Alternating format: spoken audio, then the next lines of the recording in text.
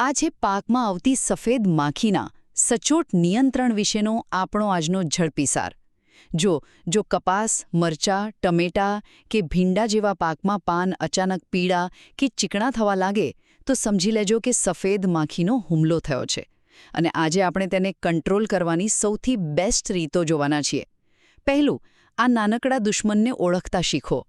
પાનની નીચે છુપાયેલા નાના સફેદ પંખાવાળા જીવ રસ ચૂસીને પાનને એકદમ ચીકણા બનાવી દે છે. અને ખબર છે આનું પરિણામ શું આવે? તેના પર કાળી ફૂગ લાગે છે અને આખા ખેતરમાં ભયંકર વાયરસ રોગ ફેલાઈ જાય છે. બીજું, હવે વાત કરીએ તેને રોકવાના ઉપાયોની. શરૂઆતમાં એકરમાં 8 થી 10 યલો સ્ટીકી ટ્રેપ લગાવો અથવા લીમડાનું તેલ વાપરો. પણ હા, જો તમે કેમિકલ દવાઓ વાપરતા હો તો એક બહુ જ મોટી ભૂલ ક્યારેય ના કરતા.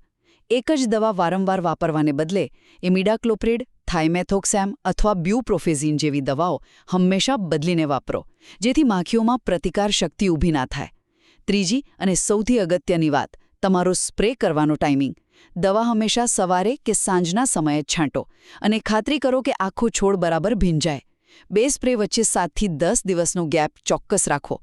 અને હા, પાક મુજબ દવા પસંદ કરો. જેમ કે મરચાં અને ટમેટા માટે સ્પાયરોમેસિફેન કે બ્યુપ્રોફેઝિન બેસ્ટ છે, જ્યારે ભીંડા માટે લીમડાનું તેલ અને એસિટામિપ્રિડનું મિક્સચર જોરદાર રિઝલ્ટ આપે છે.